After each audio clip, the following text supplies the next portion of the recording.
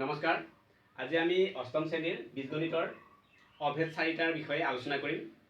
অভেদ চাৰিটা আমি প্ৰথমতে প্ৰমাণ কৰিম আৰু তাৰ কিছুমান উদাহৰণ ল'ম আৰু এইখিনি জনা থাকিলে আমাৰ ইয়াৰ পিছৰ পাঠটো যিটো অভেদৰ সহায়ত সমাধান কৰা আছে, মান নিৰ্ণয় কৰা আছে, সেইটো আমি কৰিবলৈ সহজ হ'ব বা আমি সেইখিনি কৰিবলৈ সক্ষম হ'ম।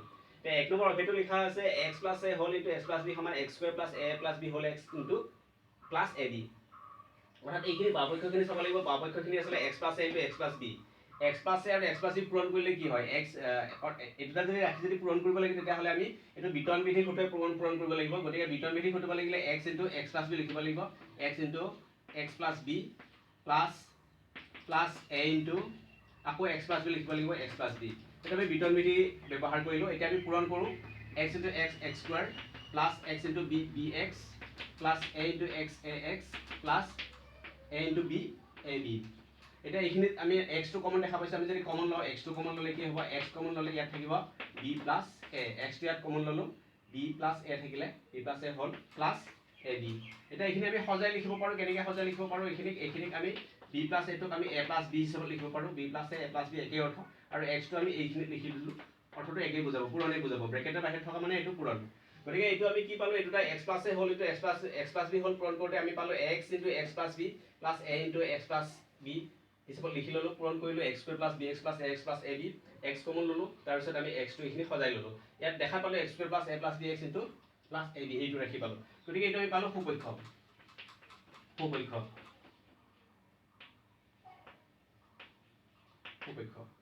এইটোৱে 1 নম্বৰ অভেদটোৰ প্ৰমাণ হৈ গ'ল। গতিকে এইবাবে আমি x + a into x + b ঠাইত যদি আৰু বেলেগ বেলেগ ৰাশি আহে এই ধৰণে সজোৱা থাকে তেতিয়াহ'লে তাৰ মানটো আমি উলিয়াব পাৰিম। যেনে এতিয়া মই যদি ইয়াত এইটো x + a নিলিখি y + a into y + b লিখিলোহেঁতেন, তেতিয়া ফলাফলটো কি হ'লহেঁতেন? y + a into y + b। অৰ্থাৎ এইটো আমি ইয়াৰ উত্তৰটো কি হ'লহেঁতেন? তেতিয়া আমি পোনে পোনে কৈ দিব পাৰিলোঁ হয় y আছে, এইটো কি হ'ব? y² হ'ব প্লাছ a + b আছে আৰু ইনটু হ'ব এইটো y প্লাছ ab। এইটো এনচাৰ হ'লহেঁতেন। গতিকে এনেধৰণে আমি উদাহৰণ আৰু আলোচনা কৰিম। এতিয়া আমি 2 নম্বৰ অভেদলৈ যাওঁ। 2 নম্বৰ অভেদ আমি প্ৰমাণ কৰিবলৈ যাওঁ। 2 নম্বৰ অভেদ দিয়া আছে a + b whole square. a + b whole স্কোৱাৰৰ বাওপক্ষত দিয়া আছে a + b হোল স্কোৱাৰ। ইয়াৰ মানটো আমি উলিয়াব চেষ্টা কৰিম। a + b whole square. a + b whole square মানে a + b দুটা। অৰ্থাৎ ইয়াত আমি লিখিব পাৰোঁ a + b into a + b। তেনেকৈ আমি লিখিব পাৰোঁ a² মানে a ইনটু a। ঠিক তেনেকুৱা a + b whole square a + b into a + b। এতিয়া আমি দুটা পূৰণ কৰিব লাগিব। পূৰণ কৰিলে আগৰ দৰে আমি প্ৰথম পদটোৰে দ্বিতীয় ৰাশিটো পূৰণ কৰিব লাগিব a ইনটু a + b। ঠিক তেনেকৈ দ্বিতীয় পদটোৰে দ্বিতীয় ৰাশিটো পূৰণ কৰিব লাগিব।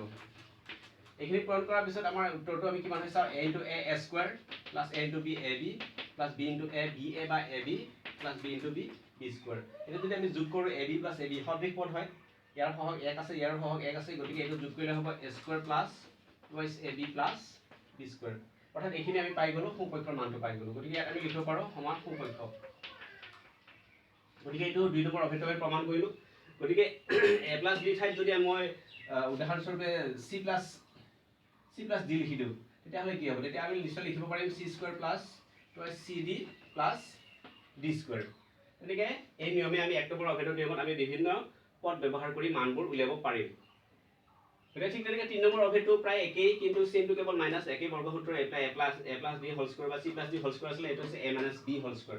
a - b হোল স্কোৱাৰ মানকেইটা একেই হয়, a² টুৱাইছ b b²। কেৱল চিনটো হ'ব -2ac। গতিকে 2 আৰু 3 নম্বৰ অভেদটো প্ৰমাণ কৰিব খুবেই সহজ হয়, একেই হয়।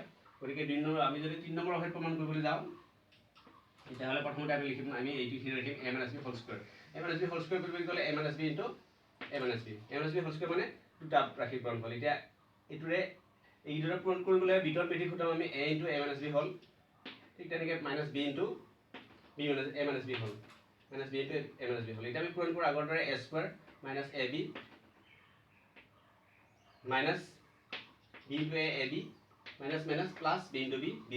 এতিয়া যদি আমি এইখিনি কৰিব যাওঁ -ab অৰ্থাৎ -1 সহগ আছে -1 -2 হয়। -2 হয়। গতিকে ইয়াত আমি লিখিব পাৰোঁ -2ab। ঠিক তেনেকৈ সমান হৈ গ'ল সুপক্ষ।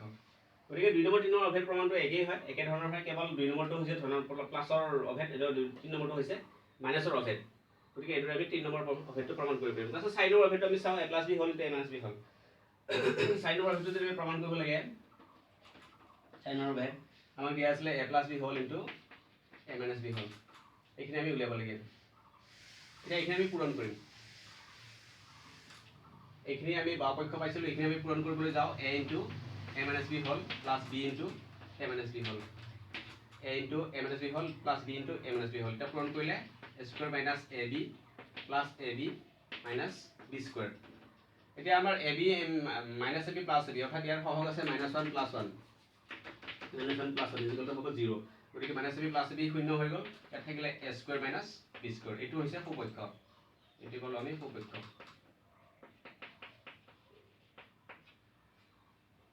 গতিকে এইদৰে আমি অভেদ্যতা প্ৰমাণ কৰিব পাৰোঁ আৰু অভেদ্যতা প্ৰমাণ কৰিলে আমাৰ কি হ'ব মনত থাকিব আৰু এই a প্লাছ b হ'ল এইটো a মাইনাছ b হ'ল a square minus b square ঠিক তেনেকৈ এইটো আমাৰ a মাইনাছ b হ'ল এইটো a প্লাছ b হ'ল হ'লে অৰ্থটো একেই হ'ব এইটো অৰ্থটো একেই হ'ল বেলেগ কোনো অভেদ নহয় ইয়াৰ মানটো একেই হ'ব a মাইনাছ b হ'ল এইটো a প্লাছ b হ'ল a square minus b square একেই মান হ'ব এতিয়া আমি কিছুমান উদাহৰণ লওঁ তেনেকৈ এক নম্বৰ উদাহৰণ কিছুমান যদি ল'ব বিচাৰোঁ আমি এক নম্বৰ অভেদৰ কিছুমান উদাহৰণ লিখিব চেষ্টা কৰোঁ আমি তেতিয়াহ'লে আৰু স্পষ্ট হৈ যাব এইটো এক নম্বৰ অভেদ লিখিছোঁ x plus a into x plus b y plus a into y plus b প্ৰথম আমি অভেদটো x হিচাপত লিখিছিলোঁ গতিকে আমি এক নম্বৰ অভেদৰ কিছুমান উদাহৰণ লিখিম এইটো অভেদ এক নম্বৰ আছিলে x plus a into x plus b সমান x square plus a plus b whole x plus ab ইয়াৰ কিছুমান যদি আমি উদাহৰণ ল'ব বিচাৰোঁ তেতিয়াহ'লে আৰু বুজাত সহজ হ'ব উদাহৰণ ঠিক তেনেকৈ আমি উদাহৰণ এটা ল'লোঁ যেনেকৈ y plus a into y plus b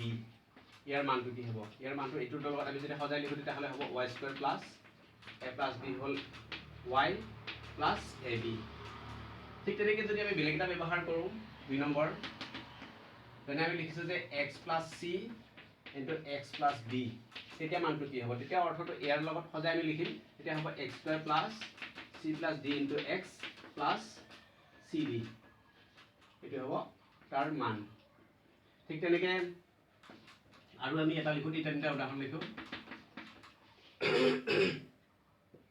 আমি লিখোঁ a plus 3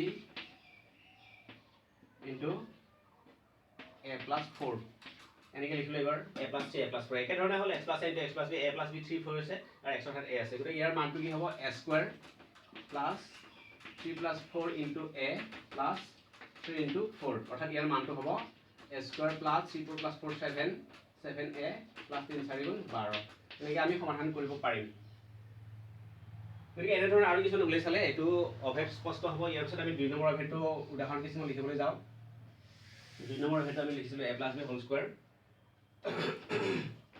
a plus b whole square সমান a square plus twice ab plus b square ইয়াৰ যদি আমি উদাহৰণ উলিয়াবলৈ যাওঁ আমি কিছুমান ধৰি ল'ম যেনে a plus b ঠাইত মই লিখিলোঁ x plus y whole square x plus y whole square হ'লে কি হ'ব x square plus twice xy plus y square ঠিক এইটোৰ দৰে আমি সজাই লিখিছোঁ x plus y whole square হ'লে x square plus twice xy plus whole square হ'ব ঠিক তেনেকৈ m plus n whole square হ'লে কি হ'ব ঠিক তেনেকৈ হ'ব m square plus twice mn plus n square যদি ইয়াতে লিখোঁ a plus 5 square তেতিয়া কি হ'ব তেতিয়া আমি লিখিম যে a square plus twice a into b twice ab a into 5 plus 5 square b square ইয়াৰ মানটো যেতিয়া উলিয়াব পাৰিম a square plus 2 5 গুণ 10 10a plus 5 5 গুণ 25 এটা এনসাৰ ওলাই যাব অৰ্থাৎ 5 থকাৰ কাৰণে আমি এইখিনি সমাধান কৰিব মানে সৰল কৰিব পাৰিছোঁ মানটো উলিয়াব পাৰিছোঁ এই ধৰণে আমি এক নম্বৰ অভেদ ব্যৱহাৰ কৰি আমি বিভিন্ন সমস্যা সমাধান কৰিব পাৰিম বা হেনেকৈ আমি পূৰণফল উলিয়াব পাৰিম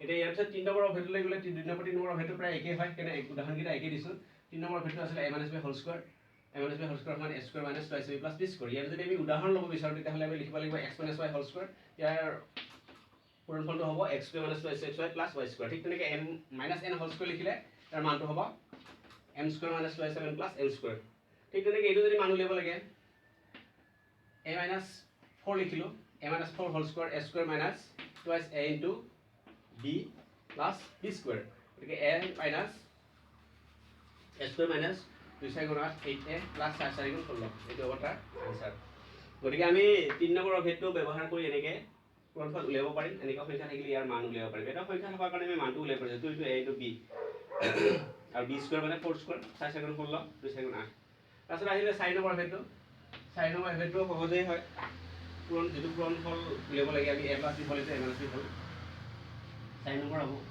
অভেদটো আছিলে a plus b whole into a minus b whole সমান a square minus b square গতিকে ইয়াৰ যদি আমি উদাহৰণ ল'ব বিচাৰোঁ, ইয়াৰ উদাহৰণ ল'ব বিচাৰিলে আমি লিখিলোঁ x plus y into x minus y, অৰ্থাৎ ইয়াৰ পূৰণফলটো হ'ব x square minus y square, বা m plus n into m minus n, ইয়াৰ পূৰণফলটো হ'ব m square minus n square. পোনে পোনে লিখিব পৰাটো হৈছে অভেদ। এতিয়া যদি এটা আমি পূৰণ কৰিব বিচাৰোঁ x plus 7 into x minus 7, তেতিয়াহ'লে ইয়াৰ পূৰণফলটো হ'ব x স্কুৱেৰ মাইনাছ 7 স্কুৱেৰ, অৰ্থাৎ ইয়াৰ পূৰণফলটো হ'ব 7 গুণ 49। তেনেকৈ আমি সংখ্যা থাকিলে মানটো উলিয়াব পাৰিম। গতিকে এই ধৰণৰ সমস্যা আমি ইয়াৰ পিছৰ অনুশীলনত সমাধান কৰিম। ধন্যবাদ।